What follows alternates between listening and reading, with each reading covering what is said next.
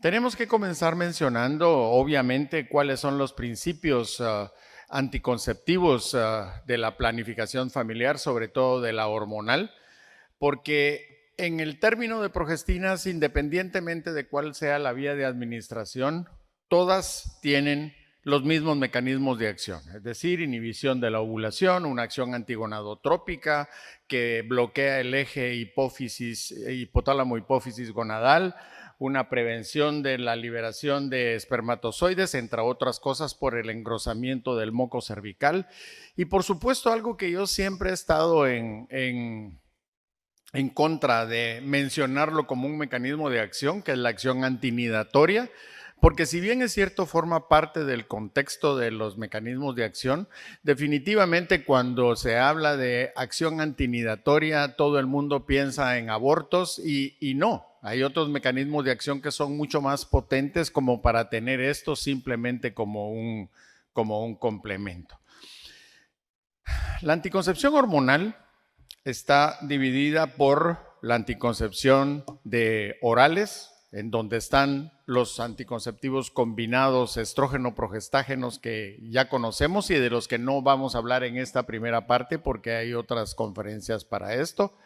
Los de solo progestinas, en donde sí interviene la doctora Díaz, la píldora de emergencia, que no es parte del tema, pero que lo quería meter como un contexto general de en qué consisten los métodos hormonales. Los inyectables, sobre todo los inyectables de acción prolongada, en donde se mencionan 3, los de solo progestinas trimestrales, el acetato de medroxiprogesterona, el principal exponente de ellas, los bimensuales como el enantato de noretisterona, que ya no se utiliza y que es una progestina de primera generación derivada de 19-nortestosterona, pero que dejó de estar en el mercado desde hace algunos años. Era una progestina bastante aceptable y buena,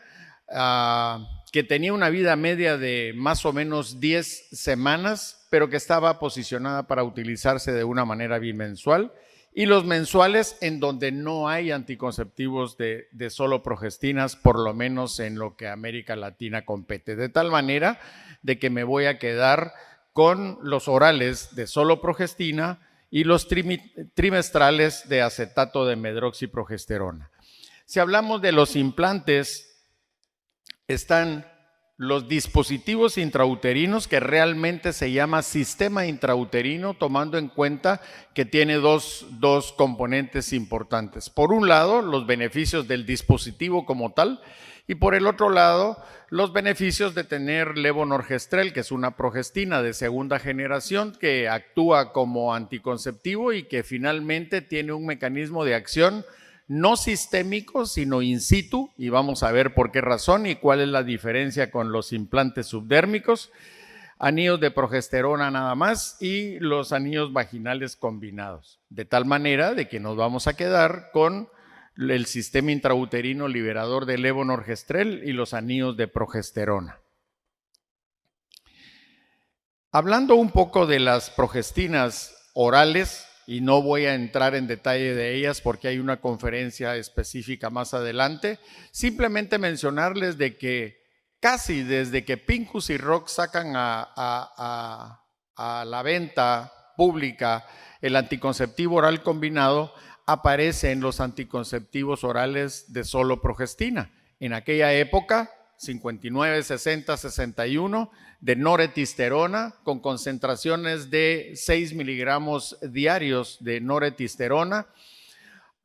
de noretindrona también paralelo a la noretisterona, aunque recordemos que la noretindrona es una progestina, que es una prodroga que tiene que convertirse en noretisterona para actuar como gestágeno eficaz. De hecho, todas las progestinas de primera generación de la época eran prodrogas que tenían que convertirse en noretisterona y esta es la responsable del efecto anticonceptivo de las píldoras. A mediados de los años 60, principios de los 70, la Organización Mundial de la Salud propone que el mejor anticonceptivo es aquel que tenga tantas hormonas como sea necesario, pero tan pocas como sea posible. Y paralelo a esa definición de la Organización Mundial de la Salud aparece la segunda progestina, levonorgestrel, una progestina más potente que la noretisterona, que necesitaba concentraciones mucho más bajas, con los mismos mecanismos de acción, pero que realmente lo que busca es disminuir dosis para disminuir efectos secundarios y eventos adversos de la misma. Y alrededor de 1980, 79 y 80, sale siempre derivada de 19-nortestosterona, la tercera píldora de solo progestina, desogestrel, de la que hablamos un momentito más adelante, para llegar hasta muy recientemente, hace 2, 3 años antes de la pandemia, una investigación de 10 años de la que no voy a hablar mucho porque prácticamente el pilar de esta píldora es el doctor Santiago Palacios y me da vergüenza hablar de esa píldora estando él presente aquí enfrente, pero es drospirenona y sabemos de los beneficios de la drospirenona. La única diferencia es no solo la progestina, sino que además de ello, la innovación en el esquema posológico de 24/4, lo que definitivamente trae como resultado todos los beneficios de la drospirenona con el efecto anticonceptivo de la misma, pero adicionalmente con un sangrado por deprivación hormonal mucho más rítmico, periódico, regular que el que daban las otras progestinas. No porque fueran malas, sino porque realmente ese esquema posológico continuo permite una incomodidad de sangrados irregulares. De tal manera de que hoy por hoy, digamos que el estandarte de los anticonceptivos hormonales de solo progestinas es la píldora de solo drospirenona y por eso ya no se abrevia POP, sino DOP, que es drospirenona only pill. Estas son las diferentes progestinas en anticoncepción oral. Primera generación la noretisterona, segunda generación levonorgestrel, tercera generación desogestrel. No era la mejor progestina de la época porque estaba el norgestimato y mejor que el gestodeno. Y realmente el gestodeno fue durante mucho tiempo el estandarte de las progestinas de tercera generación. Hay un poquito de discrepancia entre la drospirenona como cuarta generación o como generación diferente, porque esta no es derivada de 19-nortestosterona, lo vemos en la siguiente plática, y entonces es una progestina de una generación diferente y una cuarta generación sería el dienogest, porque sigue siendo un derivado de 19-nortestosterona. Pero para fines prácticos, en la generación de solo progestinas, tomémoslo como una cuarta generación en donde la drospirenona juega un papel sumamente importante, tomando en cuenta, decía, además de los mecanismos anticonceptivos, todos aquellos beneficios adicionales propios de la drospirenona y por supuesto el esquema posológico innovador de 24/4 que hace una regularidad mucho más marcada en el concepto de control del ciclo. Aquí está entonces las 4 formulaciones, primera, segunda, tercera y cuarta generación, en donde la cuarta generación, que es la de drospirenona, tiene como ventaja adicional el tener un comportamiento muy parecido al de la progesterona e incluso algunas veces mucho mejor que el de la progesterona, porque si hablamos, por ejemplo, del efecto antimineralocorticoide, es mucho más potente la drospirenona que la progesterona natural que produce el ovario. De tal manera de que el reconocimiento de la progestina por los receptores de progesterona es mucho más noble, es mucho menos intenso y hay mucha mejor compatibilidad del mismo. Acá tenemos el levonorgestrel, que abro paréntesis y lo cierro para decirles que la diferencia entre las diferentes progestinas utilizadas por la vía oral es realmente la eficacia, que si tenemos que ser honestos, la eficacia no varía una de la otra, es decir, todas tienen un índice de PERL muy bajo, pero el levonorgestrel, que durante mucho tiempo fue la progestina utilizada en anticoncepción, que hoy es utilizada todavía en los implantes, en algunos de los implantes y en el sistema intrauterino liberador del levonorgestrel, porque es una progestina noble, es una progestina con un componente andrógeno residual, porque es derivada de 19-nortestosterona finalmente. pero para fines prácticos, su índice de PERL es de aproximadamente 4, cuando siempre vamos a ir en la búsqueda de un índice de PERL que esté lo más cercano posible a 0.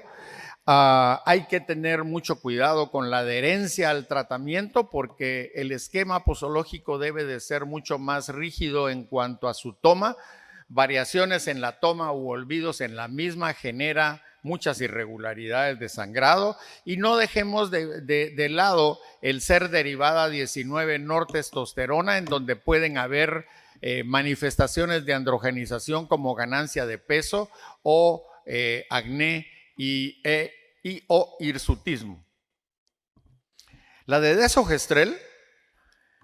lo decíamos, es una progestina de tercera generación, mucho más potente que el levonorgestrel. La dosis de inhibición de la ovulación es mucho menor que la del levonorgestrel, entonces las concentraciones por píldora son mucho menores, con un índice de PERL que oscila alrededor del 0.35 a 0.4, que lo hace muy cercano a 0, que también tiene como inconvenientes que es un anticonceptivo de uso continuo y que por supuesto hay mucha más posibilidad de tener irregularidades de sangrado cuando se está utilizando que cuando se utiliza el novedoso esquema de 24/4 de drospirenona, en donde el sangrado es mucho más rítmico y mucho más regular.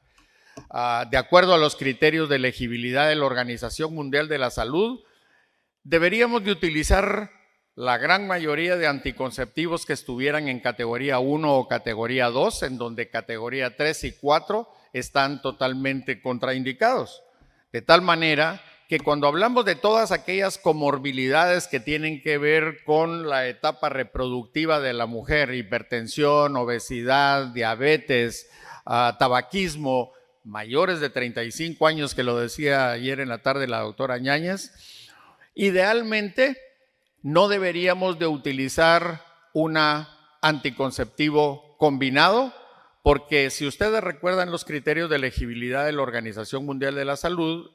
categoría 3-4 son los anticonceptivos combinados, sobre todo cuando tienen etinilestradiol o estrógenos sintéticos. De tal forma que para convertir este anticonceptivo y poder utilizarlo como categoría 1-2, podemos perfectamente utilizar una píldora de solo progestina. Estaba sugiriendo la píldora de solo drospirenona, porque se identifican como categoría 1 o 2, se pueden utilizar en aquellas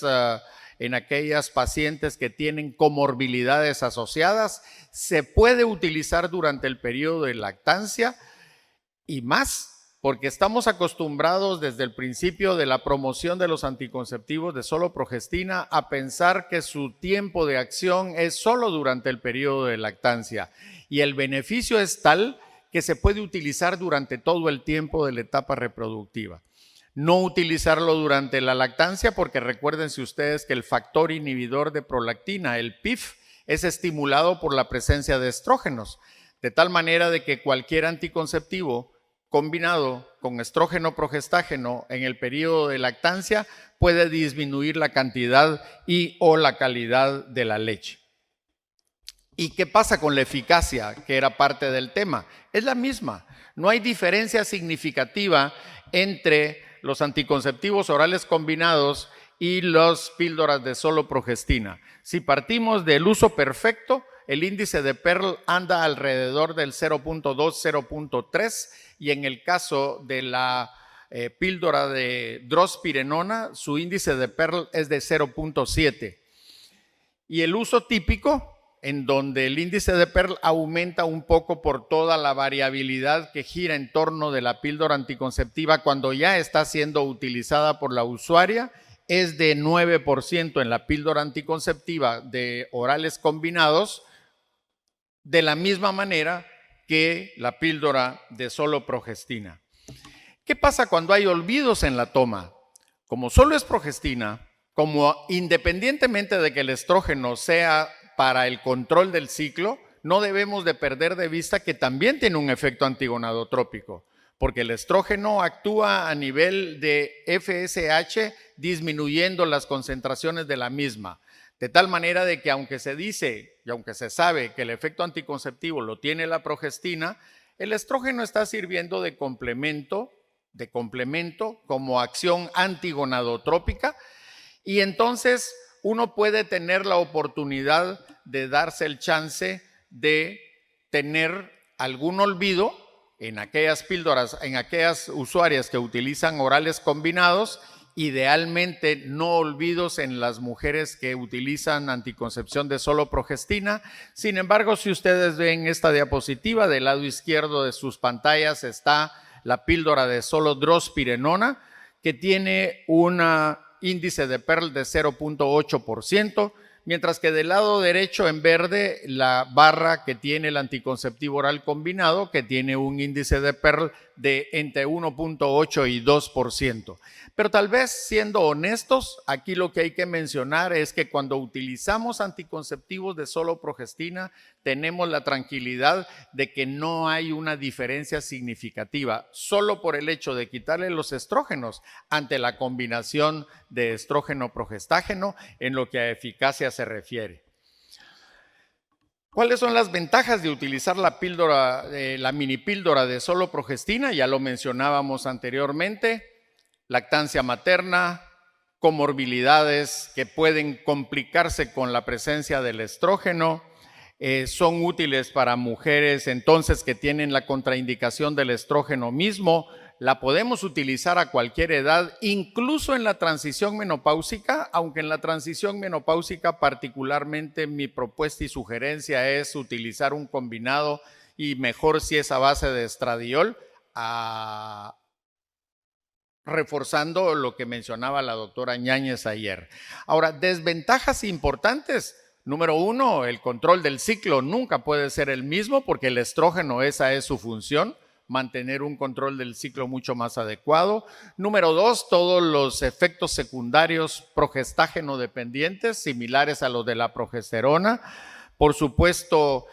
dependiendo de cuál sea la píldora que vamos a utilizar, puede dar además manifestaciones de androgenización como acné principalmente, sobre todo si hablamos de levonorgestrel o de desogestrel, cosa que no sucede con la drospirenona, porque la drospirenona, aparte del efecto anticonceptivo, aparte del efecto antimineralocorticoide, es un antiandrógeno, a pesar de no ser derivado hormonal de 17-hidroxiprogesterona, pero tiene un efecto antiandrogénico importante, no tanto como la ciproterona, pero tiene un efecto importante.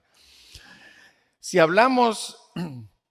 de la acción trimestral, aquí solo tenemos una opción: el acetato de medroxiprogesterona, progestina, derivada 19 hidroxiprogesterona. Tiene la particularidad de ser muy potente. Hoy por hoy, si no utilizamos una anticoncepción trimestral LARC de depósito, es mejor no utilizar el acetato de medroxiprogesterona, porque en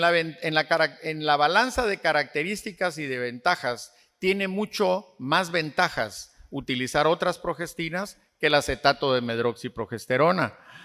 El índice de Pearl es muy alto, es de 0.3, y sus mecanismos de acción, por supuesto, los que ustedes saben: anovulación, espesamiento del moco cervical, efecto antinidatorio como acciones más importantes. ¿Qué ventajas tiene? Pues que lo podemos utilizar durante la lactancia materna. De nuevo, el factor inhibidor de prolactina, el PIF, es estrógeno dependiente, mejor si no utilizamos anticoncepción con estrógenos. En estas mujeres tenemos la posibilidad de utilizar una anticoncepción de progestinas. Obviamente alivia todas las molestias del entorno del periodo menstrual, dismenorrea, síntomas premenstruales, porque hay una constante liberación del acetato de medroxiprogesterona. Pero como desventajas, como estamos hablando de una progestina de depósito en dosis muy altas, el retorno a la ovulación, el retorno a la fertilidad es un poco más prolongado. Las irregularidades de sangrado se presentan con mucha mayor frecuencia, y los efectos secundarios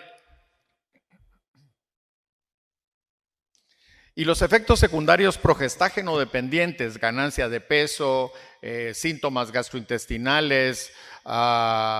disminución de la libido, resequedad vaginal, somnolencia, que son propios de la progesterona, también son propios de las altas dosis de medroxiprogesterona. Si hablamos de los implantes subdérmicos, tenemos que destacar que un amigo del doctor Palacios hace muchos años, en 1967, Horacio Croxatto de Chile, junto a Sheldon Segal, decidieron proponerle al mundo de la investigación la posibilidad de tener cápsulas subdérmicas de polidimetilsiloxano como vehículo para el implante, pero adicionalmente con un principio activo anticonceptivo que tuviera hormonas esteroideas que se fueran liberando lentamente en el tejido celular subcutáneo. Los primeros ensayos se hicieron inicialmente. Sí. Ahí está mi botita. Aquí.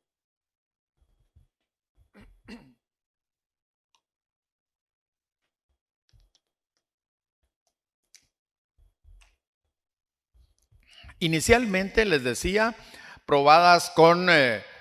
progestinas 17-hidroxiprogesterona, 2 nada más, el acetato de clormadinona y el acetato de megestrol, nada que ver con el nomegestrol. Luego comenzaron a hacer pruebas con derivados 19 nortestosterona como la noretindrona y la norgestrinona, y estas tenían la particularidad de ser derivados 19 nortestosterona. Mucho más potentes, mucho menos dosis, pero mucho más efectos secundarios. Y finalmente se llega a el implante de Silastic de levonorgestrel. En 1975, Population Council por un lado y por el otro lado el Centro de Investigaciones y de Avances en Anticoncepción propuso que el levonorgestrel era la progestina a utilizar por su eficacia anticonceptiva y por los pocos efectos secundarios que proveía la misma. De tal manera que aparece Norplant y el Norplant 2, más conocido por todos como Yadel. En 1980 y en el 82, la Organización Mundial de la Salud por un lado y por el otro lado IPPF, que es la Federación Internacional de Planificación Familiar, que ya no existe, se dieron a la tarea de investigar y de revisar las condiciones propias del implante, y esto trajo como resultado que en 1986 en República Dominicana se comenzara a comercializar el implante transdérmico, y en 1990 la FDA lo propone para método anticonceptivo en los Estados Unidos. Son 2 barras flexibles de Silastic y de levonorgestrel, cada implante con 75 miligramos, una liberación constante de más o menos entre 80 y 100 microgramos de levonorgestrel. Recordemos que la dosis de inhibición de la ovulación de levonorgestrel es 50 microgramos diarios, de tal manera de que el efecto anticonceptivo del implante es por una acción sistémica y no local como sucede con el sistema intrauterino. Pero es sistémica porque entonces actúa como todos los anticonceptivos utilizados por la vía oral, es decir, frenando el eje hipotálamo-hipófisis gonadal, produciendo anovulación y, por supuesto, todos los efectos que conocemos de los combinados. En esta diapositiva podemos ver la eficacia a través del índice de Pearl de todos los anticonceptivos, en donde vemos en la parte superior el implante transdérmico Yadel y Norplant con una tasa de fallo de 0.05%. Claro, aquí la eficacia anticonceptiva depende del método y no depende de la usuaria. Por eso es que aquí no hay uso típico y uso cotidiano, porque finalmente el implante se pone y comienza a actuar, haga lo que haga la usuaria. Con el anticonceptivo sistémico, oral o inyectable va a depender mucho de que tenga la constancia y la perseverancia en la toma del mismo. Y por esa razón, cuando ustedes ven hacia abajo, está la eficacia anticonceptiva del resto de los anticonceptivos. Si hablamos del sistema liberador del levonorgestrel, que también es una opción anticonceptiva de solo progestina. Las características importantes es que libera un progestágeno en la cavidad uterina, a diferencia de lo que sucede con el implante transdérmico, que su efecto es sistémico. Cuando hablamos del sistema intrauterino liberador del levonorgestrel, el efecto anticonceptivo más importante es in situ, es decir, la amenorrea que se logra con uno o con el otro, por un lado, está generándose a través del torrente sanguíneo, mientras que con el sistema intrauterino es local. El eje hipotálamo hipófisis gonadal sigue trabajando normalmente, mientras que el efecto del sistema intrauterino es dentro de la cavidad misma. Tiene 52 miligramos de carga hormonal total de levonorgestrel con una membrana, por supuesto, de dimetilpolisiloxano. Sus efectos son una atrofia del epitelio endometrial, porque está actuando, transformando ese endometrio que normalmente era proliferativo en un endometrio secretor primero y atrófico después.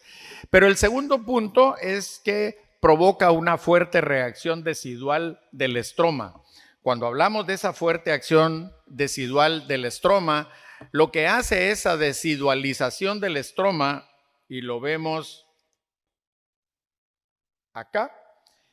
es que la decidualización del estroma lo que hace es estimular la producción de proteínas de unión de los factores de crecimiento similares a la insulina 1. La liberación de esta proteína lo que hace es inhibir los factores de crecimiento similares a la insulina 1, y estos son los responsables de la proliferación del endometrio. Por esa razón es que al aumentar los niveles de proteína, disminuye la proliferación del endometrio, entra un endometrio en atrofia y por supuesto es lo que hace que la mujer entre en amenorrea. De tal manera de que según Tapani Lukainen, que fue su principal investigador y que él habla de una eficacia anticonceptiva hasta de 10 años, aunque la industria farmacéutica habla de 5 años primero y 7 después, él solo habla de su base de datos, entonces lo posicionaron para utilizarlo por 5 años. Actúa insensibilizando el endometrio, a pesar de que el estradiol sigue circulando porque el eje hipotálamo hipófisis gonadal sigue funcionando. Lo que sucede es que al aumentar los niveles del levonorgestrel hay una inhibición de la síntesis del receptor de estradiol y entonces esto también disminuye el efecto proliferativo del mismo. Esta la traje simplemente para mostrarles que independientemente del dispositivo que utilicemos, sea té de cobre 380A, sea sistema intrauterino liberador de levonorgestrel o sea un implante, para fines prácticos, el índice de Pearl es muy cercano a 0, la eficacia anticonceptiva es muy alta y de tal manera que cuando decidamos por eficacia podemos utilizar cualquiera de los que tenemos. En conclusión, normalmente trato de enmarcar en una sola conclusión para no dejar distractores en el ambiente. Debemos de mencionar que, como decía el tema de la doctora Díaz, eficacia y vías de administración. Entonces, cuando utilicemos nosotros o decidamos proponer una progestina en nuestras usuarias, independientemente de cuál sea la vía de administración, vamos a tener un método anticonceptivo que por un lado es seguro, que es eficaz, que tiene pocos efectos secundarios, que tiene muchas más ventajas que desventajas. En su característica de riesgo-beneficio tiene más beneficios que riesgos y por supuesto esto hace que se convierta en una excelente herramienta anticonceptiva para mejorar la salud reproductiva de la mujer durante esta etapa tan importante. En nombre de la doctora Karen Díaz, agradezco la oportunidad de poder presentarles su conferencia.